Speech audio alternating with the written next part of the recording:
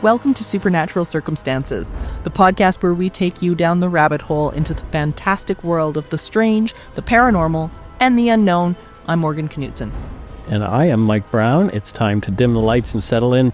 Come along with us on this week's adventure. And this week, we're going below the equator again. We are taking a trip to the other side of the world, all the way to Australia, guys. Yes. Dr. Edward Bassingthwaighte, who is more commonly known online as the Healing Vet. Yeah, I'm so excited. I mean, for obvious reasons. My dad, who recently passed away, was a veterinarian. Strangely enough, his name was also Edward, and our last initial is B. So I'm seeing a little bit of sort of coinky-dink, universe-related coinky-dink here. That Absolutely. It's very strange how we end up with this guy. Oh, yeah, absolutely. Well, and as soon as you introduced me to him and sent me his information, I mean, I knew, like you did, that we had to have him on. I mean, both of us are such extreme animal lovers and just so passionate about them. And the connection that we have with them is so special as humans. And it is so tied into, I think, not only our intuition, but our spirituality and what we can do to make it better, to use that intuition, to use maybe a bit of psychic ability, all of those things in order to connect in further with our furry, scaly, and feathery companions. So let's go forge forth and have our conversation with Dr. Bassingthwaighte. Absolutely.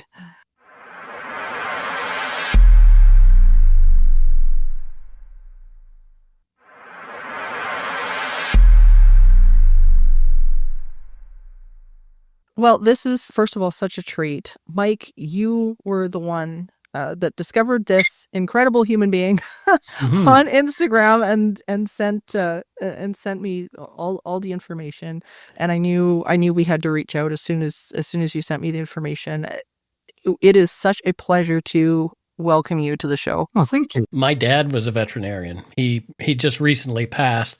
So I follow a lot of veterinary Instagrams, but yours really stood out for a number of reasons, and we're going to get into that and why. Yeah, no, absolutely. Your philosophies, how you come to approach things, it really resonated with us because I mean we are both animal lovers and have animals and have for our whole lives, and your not even holistic approach, but the spirituality that you put into your treatment and your care and your ideas was very impactful to us.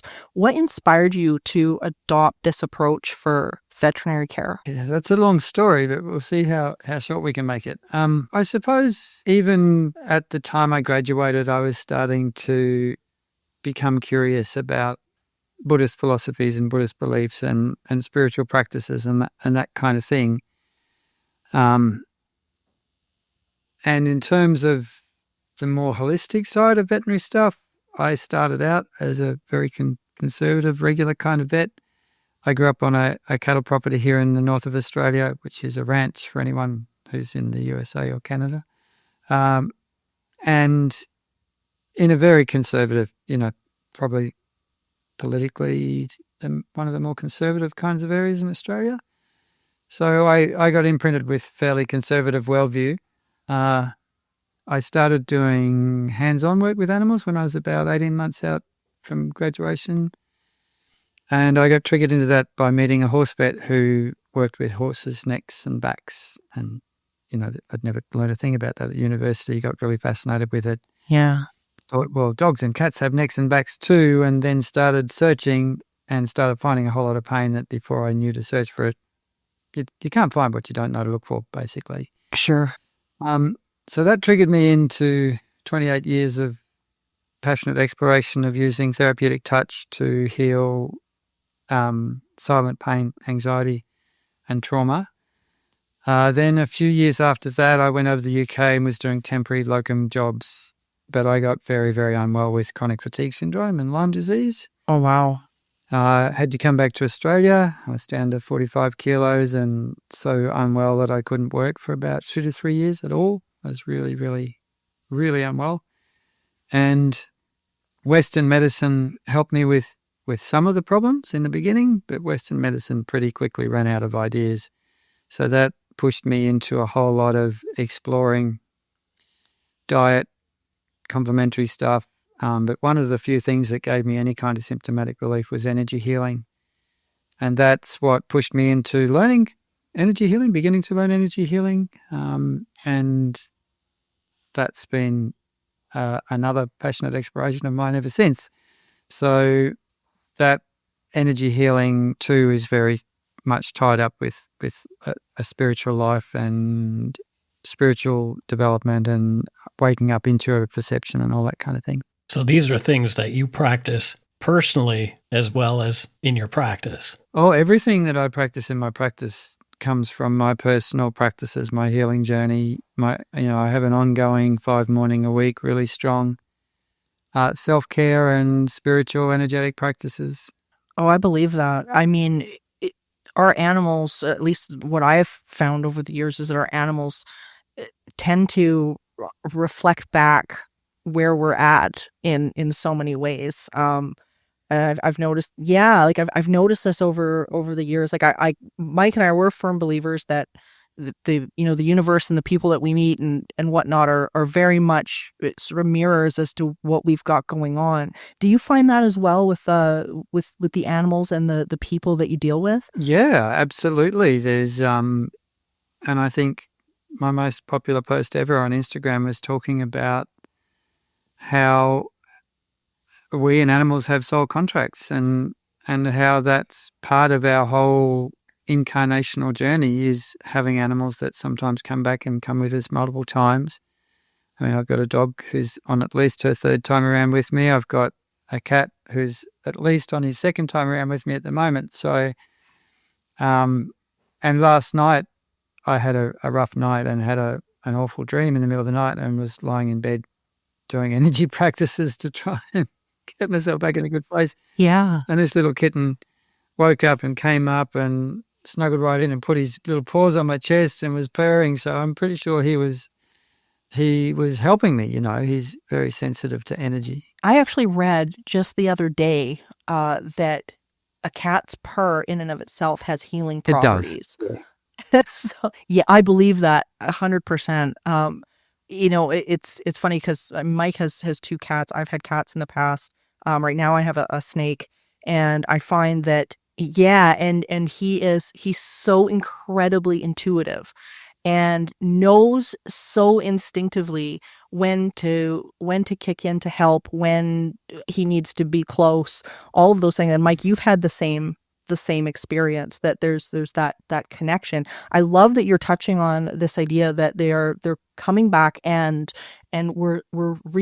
they're reincarnating maybe with the same energy, or maybe the energy of other animals that we've had in our life. Do you want to talk about that a little bit? This idea that they're there. We kind of make these agreements almost in non-physical, I think. Well, one thing I've noticed is that there's an essence that is the same of the animals, but their personality is quite different too. We've got Jem here, who's a whippet who's about 14, 15 months old now, and she's just wild. She's such a wild, joyful, full of energy, playful dog. And she was Pearl last time, who was another whippet, but Pearl was very different. She was not so interested in play, and Pearl was also very, very, very Velcro whippety with me, as in had to go everywhere I went. Every time I moved, she'd be going with me, and Jem's more independent. And there's also Jem's a lot, I don't know, just more of the animals. As I shift and change and become more of myself, I think it gives my animals more space to be who they really are. I love that about what you're saying, just the fact that these are individuals. They're individual beings, they're individual spirits. And I really think that over the years, what I've really noticed, especially with my little python Galen, is that I've had reptiles most of my life, and I'm allergic to fur, so I'm limited. But what's been really interesting to watch is that every one that I've been dearly close with all of them. Every one that I've had has become smarter and has had characteristics that I've noticed from the one that has made their transition. And it is very clear to me that they seem to be like drawing maybe from that same consciousness, that there's like a reincarnation of that spirit, so to speak. But they seem to be kind of drawing from that. Like, what's your thought on that? Well, I think that all of us as souls evolve in one way or another through incarnating and having lives and experiences. And I think that if animals are lucky enough to have humans that are actively growing and learning and waking up to who they are and energy and intuition and all that kind of thing, then that gives the animals more space to grow as well, because our animals really live inside our bubble of energy and are affected very, very strongly by our consciousness. That's kind of their playground is our consciousness in a way. So the more that we can give ourselves freedom, the more we make space for freedom for our animals to have more space to be themselves too, I think. Yeah, I couldn't agree more. How do you think, talking about people, because oftentimes this really does end up stemming back to us, how do you see in your vet practice that translate with the animals that come in and the maladies that they might be suffering from? Do you really see that either reflection of disconnection or similar maladies going on with the animals and the people that you're dealing with, maybe even just on an energetic level? Look, it's not uncommon for me to see animals and people that have similar problems, that at least one human in the household has a similar kind of issue, whether it be autoimmune or allergies or anxieties or sometimes even, kind of quite specific diseases. That doesn't surprise me. It's funny because like my background is in parapsychology, which basically is the study of abnormal psychology, and when I'm dealing with different when I was taking clients and dealing with different clients and things like that, the weird phenomenon that was going on in their home was always a direct reflection of what was going on with them emotionally. And it was always so tied together that I would often end up dealing with the person themselves, and they would say, well, why don't you have a magic cure to come in the house and fix the house? I'm like, it's not the house. There's always that sort of like root cause that was going on with the person that they were sort of, like creating what was going on around them. It was very interesting. So everything you're saying, I mean, just really rings home for me. So you're talking like entities, energies, strange happenings, that sort of thing. Absolutely. Yeah, I do. Well, I work a lot with that too. And often when I'm working with animals with energy healing, I'll need to clean up and work with the earth where the animal lives. And there can be all sorts of things going on that, most humans are not aware of, the non-physical realms of ecologies and things that can happen that can have a really profound effect on animals. I work with a beautiful Samoyed called Emabella, who I've been working with for about 3 or 4 years now, who has quite rapidly developed a really, really severe reactive aggression with the other dog in the household, so much that they had to be completely separated and couldn't have any contact. And she had undiagnosed neck pain, which was a big part of that, but I see them every month for bodywork. And a little while ago, she came back in and they'd had a big flare up, and she had picked up an entity. Wow. I cleared the entity, and the people said that they took a different dog home, literally. Her behavior changed dramatically after that session. That is really, really interesting, and very similar to what I've seen over the years in working with the same type of thing, just with people, where it really does begin to affect everything in our life, and that lack of self-care begins to sort of bleed into our reality. I love some of the things that I was reading that you were talking about around animal connection and that communication between us and them, and the idea of telepathy and that kind of a thing. I definitely have experienced that with Galen, definitely.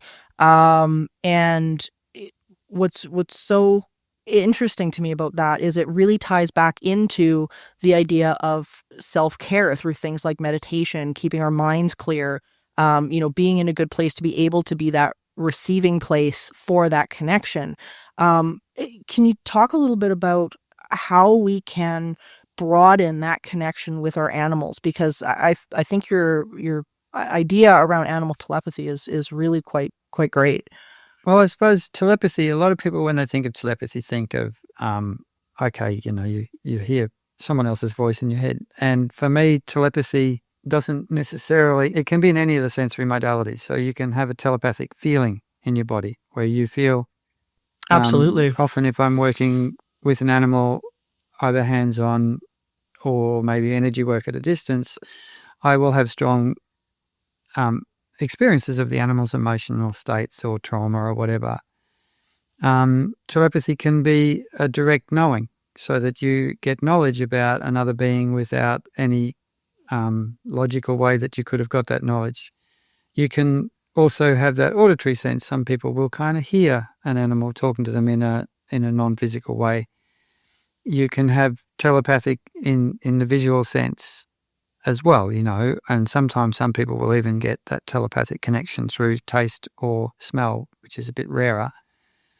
And for me, it's a bridging of consciousness. It's a quantum entanglement of consciousness. So then you have a resonant experience of the other being's consciousness within your consciousness that then gets decoded into some kind of experience of consciousness and sensory awareness, depending on your kind of dominant modes of sensory awareness in that intuitive realm. We recently had a guest on our show, Dr. Robert Wagner, and he talked about connecting with his cat this way. And his speciality is lucid dreaming. Cool. And one night he has a dream. His cat, who didn't like to be picked up, came to him in his lucid dream and explained to him how this cat would like to be picked up. He remembered the dream, and the next morning he put his arm out the way the cat had shown him to put his arm out, and the cat settled itself into his arm, and he was able to pick it up. And he said he had a couple of experiences like that. So it's really interesting that you're saying it's about how you tune into things is the way it will come to you. And for him, it was lucid dreaming. So dreaming's another possible bridge for sure. Mm-hmm. Yeah, it's really fascinating stuff. I love this stuff, and I love that we're talking about this today because Morgan mentioned I have these two wonderful cats, and I mentioned my father passed recently, and they know that I'm feeling down, and usually they're off doing their thing. They're brothers, so they play together, and they're very comfortable with each other. But more recently, they have wanted to be around me more to make sure that I'm okay. They know that I'm feeling a bit down, so they're doing what they can to perk me up. And it's amazing that these little creatures who have essentially entrusted me with their lives are taking care of me now. Yeah, and I think most animals really do care deeply for their humans, and that can be expressed in a whole lot of different ways too. It's like different animals have different, just like different humans have different ways. Like, this cat that we've got now is very different than the cat we lost to a snake bite before Christmas. But they were both awesome, and they both had particular ways of doing things. In fact, Fred, the fellow who died of snake bite, he jumped out of his body just before he died, and he hung around for a while because he didn't want me to be without a cat of some kind until the next one came along. And then when the kitten came along, then he transitioned and left. But he was a shaman cat in a way, in that he said, well, I don't actually think I want to die right now. I'm just going to be non-corporeal for a little while. I had that exact same experience recently before I got these two little guys. We had a cat. His name was Donner, not named after the party from Oregon, but from Santa Claus's reindeer, because he was born around Christmas. But he had a very terrible injury, and he had to be put down. It was one of the worst things that I've ever had to go through. But for a few months afterward, I would see a little black tail going around the corner, or just out of the corner of my eye, I would see him. And one evening, after I got these two new boys, I was sitting playing World of Warcraft at my computer, as I can be seen pretty much every night. And I looked down at my feet, and here's this black cat. And I thought, oh, it's my cat Egg, because my black cat's name is Egg. So I said, hey, Egg, how you doing? And I got up and I went down the hallway to go to the bathroom. And I look into my bedroom, and there are Egg and Waffles, my two new cats, sleeping on the bed. And I was like, what is this? This is like, what's going on? Did a neighbor's cat get into the apartment and decide to rest at my feet? So I go back outside. This cat's gone. I realized later, oh, that was Donner, again, letting me know he's around and if I really want him. And I haven't seen him since, which is interesting. It's like he knows now that I'm okay, and I've got two other guys taking care of me. So I really resonated with what you just said about your poor snake-bit Fred. Yeah, I think, well, this is when we start to open up to the reality that we do have a physical kind of what you could call mundane reality, and we have a non-physical reality, which has a whole ecology of different kinds of beings and energies, of living energies that don't happen to have a physical body. It can be a little scary for some people at first, the thought of this. Mm-hmm. But if you learn how to interact with these kinds of things, it's no different than going for a walk in the bush here in Australia. If you keep an eye out for snakes, and if you see one, you give them a good wide berth and don't step on them or pick a fight with them. Right. And certainly I think it's something that humanity needs to really wake up to, because you don't want to be ignorant of things that can be, well, they can be beneficial, but they can also be a problem if you don't know what you're doing. Sure. So if somebody really wanted to get into a better connection with their animal, have a closer contact with their consciousness, consciousness to consciousness, do you have any methods that you would like to see people practicing more? I've created a whole modality that is focused around helping humans connect with their pets more deeply.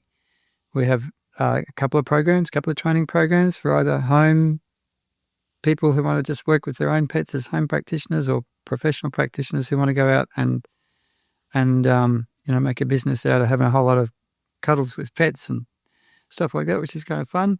So it's called Whole Energy Body Balance Method. We have Whole Energy Body Balance Bodywork for Pets, which is really focused on therapeutic touch, a whole range of different kinds of therapeutic touch, an assessment process that is informed by simple energy healing, hands-on energy healing, that every touch still has a healing energy moving through it while you're doing the therapeutic touch skills.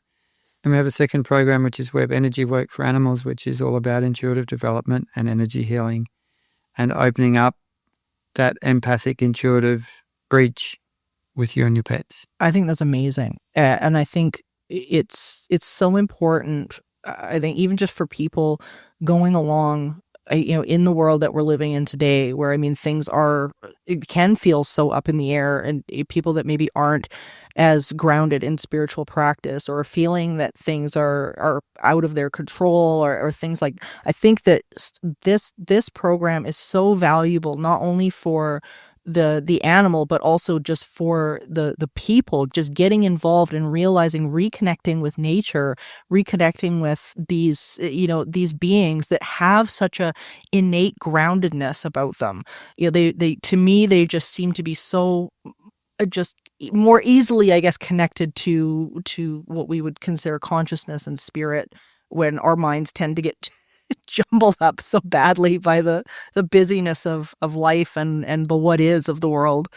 Yeah, look, I think most animals are far more embodied than humans in general, and much more in touch with their instinctual nature, and much more open to their intuitive, empathic sensory awareness, because most humans shut down a lot of that stuff at a pretty early age to survive what I call the human jungle, or because they sense trauma or aggressive, unpleasant states of consciousness from other people, and it's so overwhelmingly uncomfortable that they have to shut down to survive. So yeah, I think our animals can teach us a whole lot about how to be truly present, embodied, connected, aware of that instinctual, empathic, intuitive awareness. But I think the good news is that for humans, we can all open it back up again. Yeah. That perceptual awareness, that empathic connection. It's definitely, if you're willing to put in time and effort, and if you have the right kinds of practices, which is something I've spent the last 28 years working and refining on, then it's a very, very achievable thing. Have you had other vets come and want to learn this? Or have you found that there's been some resistance from that community? I think most of the veterinary community would have a huge amount of resistance towards this, because they're boxed into a very orthodox scientific worldview, and anything like this, even though there's actually some pretty damn good evidence that shows that energy healing can definitely be doing something more than a placebo, if they don't have a mechanism of action that they can easily understand, then they tend to get a headache and want to take their bat and ball and go home. Yeah. Oh, yeah. I mean, and when we see that in the academic world with parapsychology as well, and I mean, we've had so many people on the show that have been trained in neuroscience and all of these things that are trying to bring this forward, to say, look, there is the studies, there are the papers to talk about this, to show that this is real. And I've always wondered if it's even less about the idea that they say, oh, well, there's no evidence, which we know is not true. We know that is inaccurate. There is plenty of evidence to suggest that all of this is real. And I really have questioned over the years is that it's really asking some of these people to redefine their concept of what the world looks like, and that fear is really what's holding them back. Do you think that maybe that's what's going on with some of these people in your arena as well? I think fear is a huge barrier to all sorts of things when it comes to spiritual growth, spiritual evolution, intuitive awakening, all those kinds of things. And I've this year have started a program called Paco School, which is a year-long program working with some of the elder mystics from the Caro people in the high Andes, way deep in the Andes. And their world, their language does not have a word for thing. Mm. You cannot objectify anything in their language. So it is the, this pen that I'm picking up would be a pen being. Your phone is a phone being. The tree is a tree being. The rock is a rock being. Everything is known and related to as living conscious energies. And that's what I think we need to get back to as humanity, to turn around the problems that we have, which are many. It's interesting. The Western ego has taken us so far down this materialistic rabbit hole that, we're forgetting that all is consciousness. We say it at the end of every single show. There is no line between the real and the supernatural. All is consciousness. So yeah, I love this. so much. It's funny how we always end up talking to the right person. Every single episode, it's like the universe is taking care of us for some reason. I don't know. Maybe it's because I ask every morning. I don't know. Could be. No, I agree. I love these types of conversations, and it always makes me go into interactions with my Galen differently.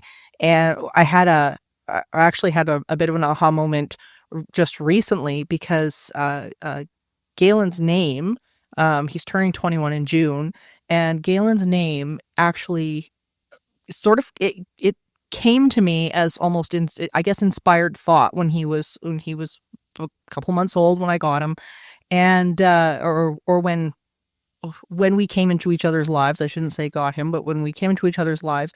And what was so interesting about it was that when I looked up the meaning of the name in Gaelic, it meant healer.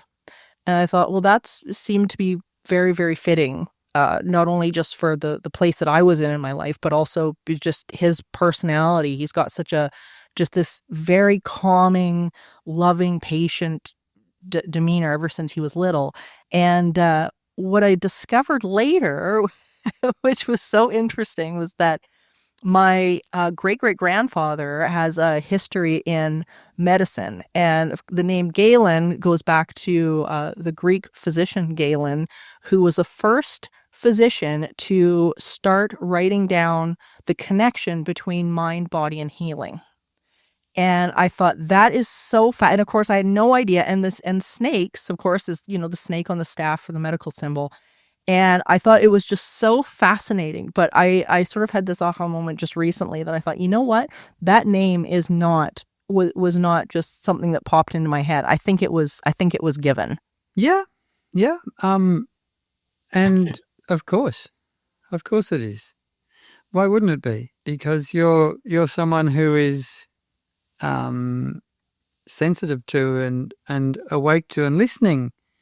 And I think for me, probably the most important thing of all in everything in life when it comes to spiritual connection, when it comes to growing as a human being, is listening.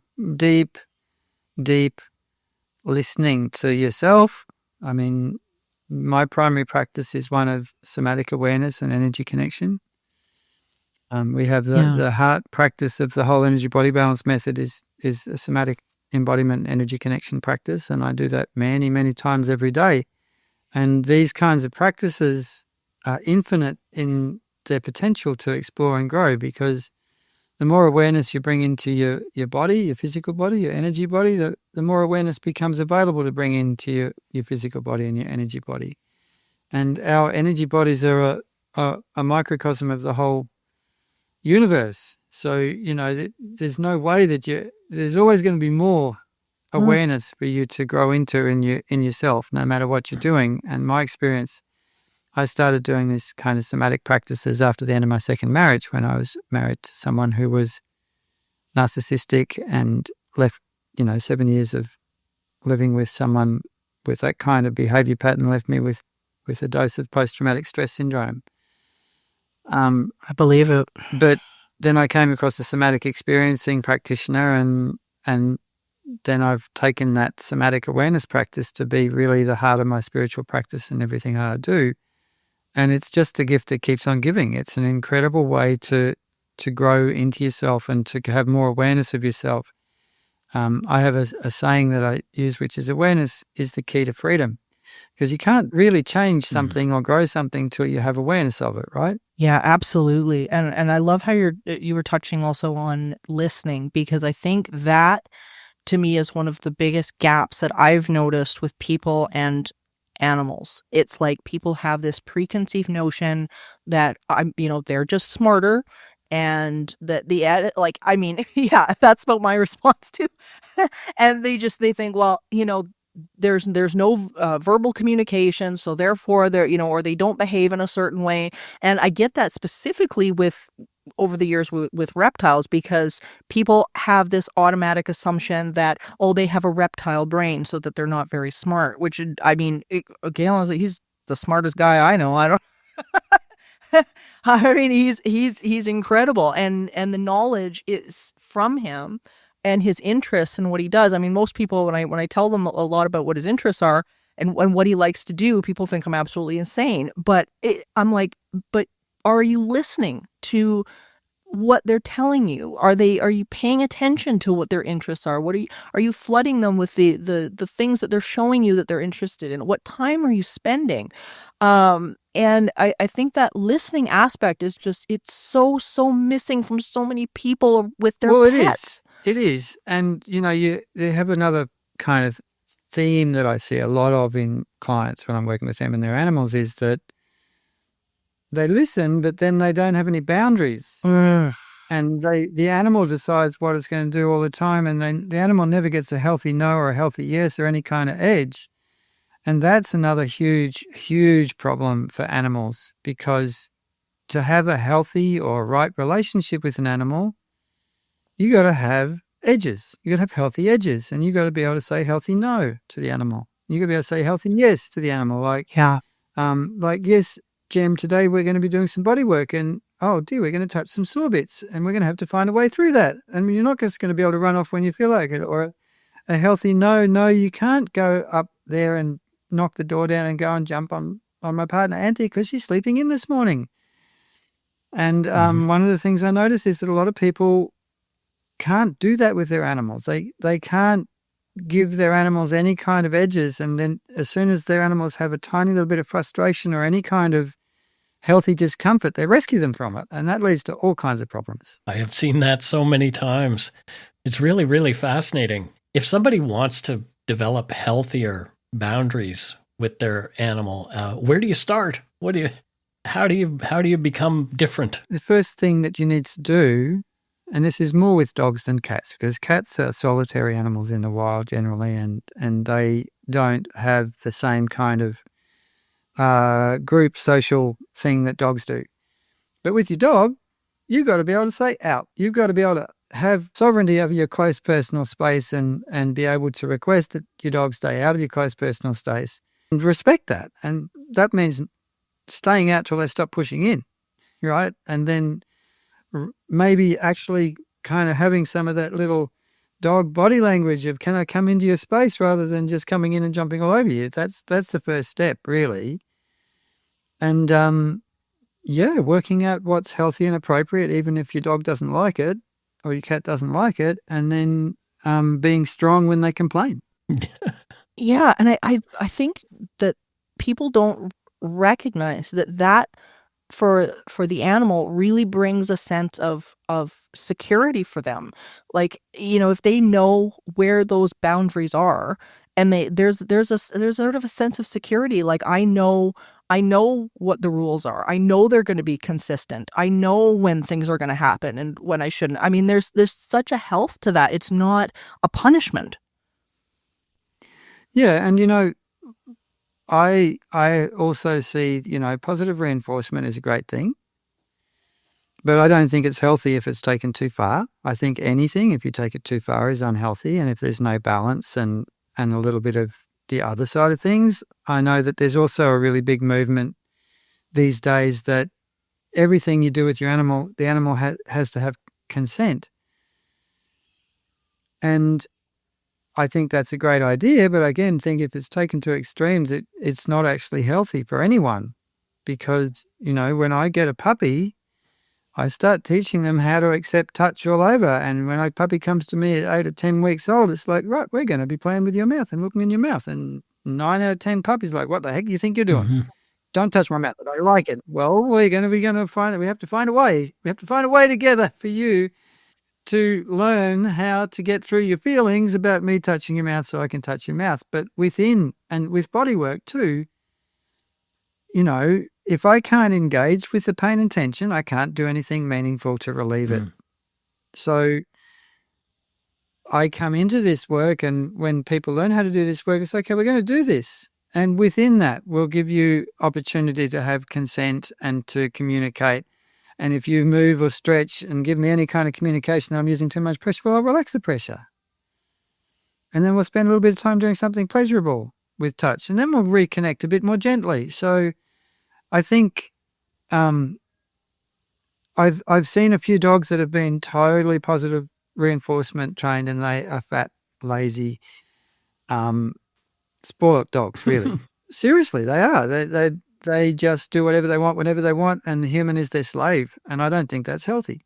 No, I completely agree. I mean, it's funny. I live off of a dog park. My balcony overlooks this big dog park, and I mean, we see every boundary breaking dog. Oh my gosh, I would say 9 out of 10 people that go through that dog park have no idea how to put up boundaries and limitations for their animal. Like, none. And when I bring Galen out, because we go for walks in the summer, and I've got a little baby wrap that I walk with. I put him in this little baby wrap, and it's great because he's off the ground and he's comfortable and gets to enjoy the fresh air. But I avoid most dogs like the plague because I know they're going to jump. And Galen he's exceptionally friendly, and he wants to pat all the animals with his neck.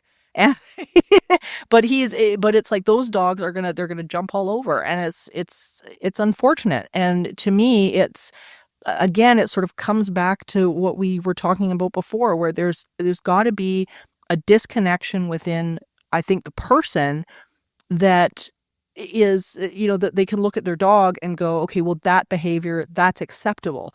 Like that again, it goes back to what's going on within the person, that they've got an animal that's reflecting that out of control behavior.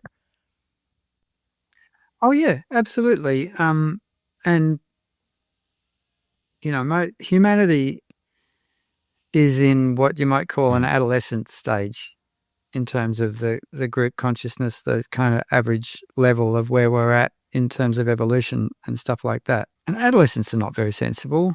No, I know I wasn't. No, it's so true. And it's funny because with Galen, he's always had boundaries ever since he was really, really little. And this is just sort of a funny little story about how they've affected him over the years. My mom was plugging in some Christmas lights this past Christmas, and the one thing that Galen's always been taught ever since he was really little, like most of our outlets and stuff have the little baby covers on them because he's got a little tongue that's like constantly going. And when he's out playing, I'm like, we don't want any accidents. So there's always little baby plugs in the outlets. But he's always been taught the outlets are a no-no. We don't go near the outlets. That's not what we do, and whatnot. So anyway, my mom went to go plug the lights in, and he was watching her. And he immediately was huffing and was poking at her, and it was like, no, you don't put things in the outlets. Like, that's the thing you don't do, is put things in the outlets. So I had to call him. I'm like, no, you can put the plug in the outlet is okay, but you're right, you don't put anything else in the outlet. But he knew immediately that, and it was something that not only protected him, but he was carrying it forward, that, you don't do that. And so it was just such I think a really good example of just how, these things really boundaries will make the animal feel just as comfortable as the person. Look, boundaries are one of the conditions of a healthy life. There's no doubt in my mind about that having strong, clear, dynamic, adaptable, evolving boundaries is just, if you don't have a healthy boundary on your physical body, like a skin, you get sick. Mm-hmm. And that's true through all dimensions, all kinds of experiences, all systems, in my opinion. Where do you see the future of this type of medicine going in the next decade? What do you see this mindset expanding? Because I know with the people that we've spoken to and guests we've spoken to over the years, I definitely see an increase in this information. But how do you think that will apply to vet practices? Look, I think that's a really interesting question. I don't really know the answer to that. I think there's been a real groundswell in terms of interest in and people using all kinds of complementary, holistic, alternative practices for themselves and for their animals over the last 10 years. I mean, we now have an integrated veterinary conference every year here in Australia, which is which we actually talk about energy healing and all kinds of different things. So it's growing. At what pace will it grow? I don't know. My heartfelt desire is that we have some kind of phase change in consciousness of humanity, and we get on with becoming who we can be and have a peaceful planet and connect with our galactic brothers and sisters, and I don't know how that's going to happen or what that's going to happen, but that's certainly what I lend my energy towards. Well, I think you're going to leave a legacy. Yeah, go ahead, Mike. People who are looking for you can find you on Instagram. Yep. Under the _healing_vet, and also at thehealingvet.com and wholeenergybodybalance.com. Yeah, I've got a book that we put out last year, which is Find and Heal Your Pet's Silent Pain. You can contact us to get a digital version, or you'll find it in Amazon if you want a print version or a Kindle. Awesome. That's incredible. Thank you so much for joining us for this. This has been it's so informative. Yeah, it really, and I really mean it. I think you are building and leaving a legacy of important information going forward. I think animal kind thanks you deeply, and the people that can hear it will thank you deeply as well. Thank you. Thanks for having me.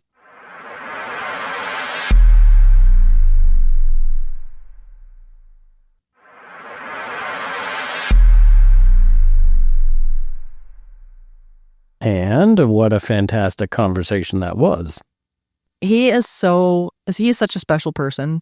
There's some people you interview and there's something special about them. And to me, he's one of those people. Mm-hmm.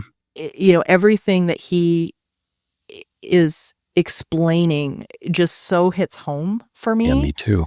Yeah, like there is I'm one of these people that I firmly believe the truth when you hear it, and I think he's speaking that on such a core and fundamental level. I learned a ridiculous amount just in that tiny little piece of conversation that we just had with him. I can't wait to have him back. No, I can't wait either. I mean, I'm sure there's other things that we should have conversations with him about.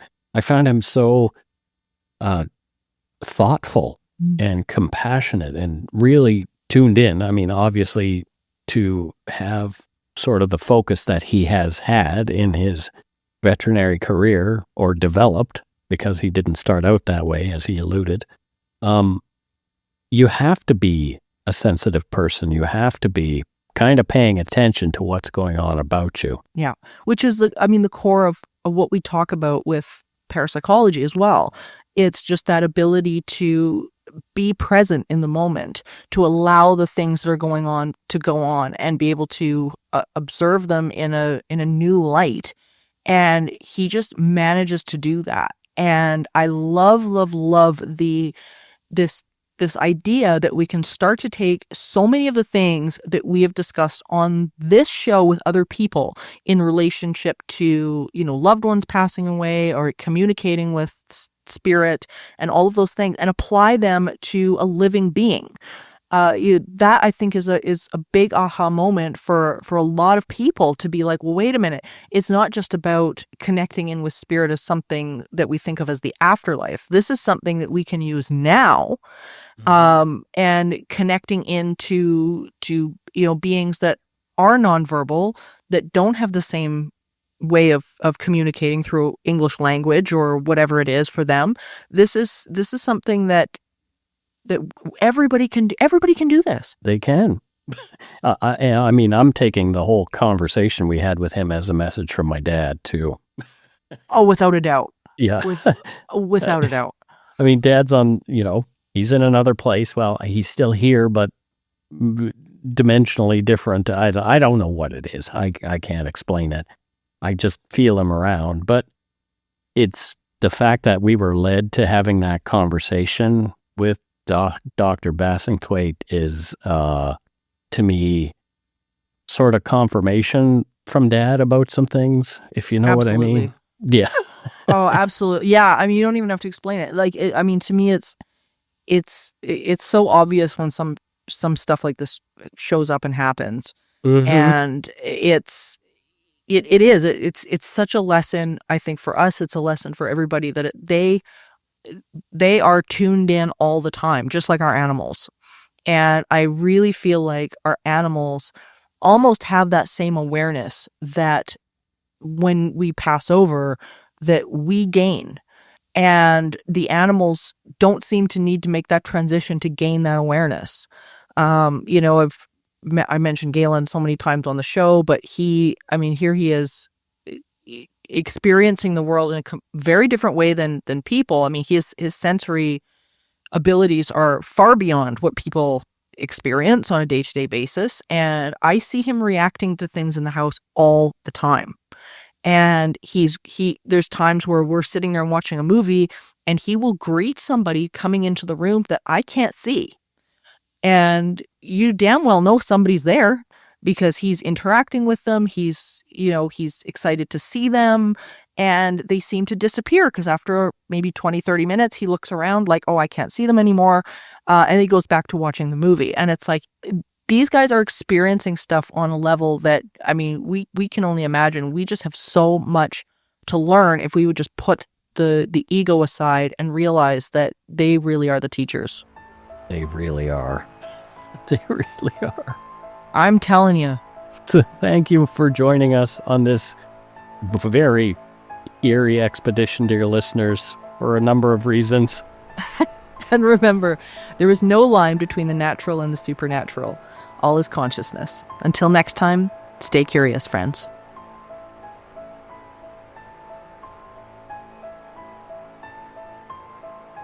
Supernatural Circumstances is a co-production of Entity Seeker Paranormal Research and Teachings and Good Egg Studios. This podcast is part of the Curious Cast podcast network. Theme music by Corey Johnson of Catalyst Records in Edmonton, Alberta. You can learn more about Morgan Knudsen at entityseeker.ca and learn more about me, Mike Browne, and listen to my show, Dark Poutine, at darkpoutine.com. Feel free to email the show at supernaturalcircumstances@gmail.com.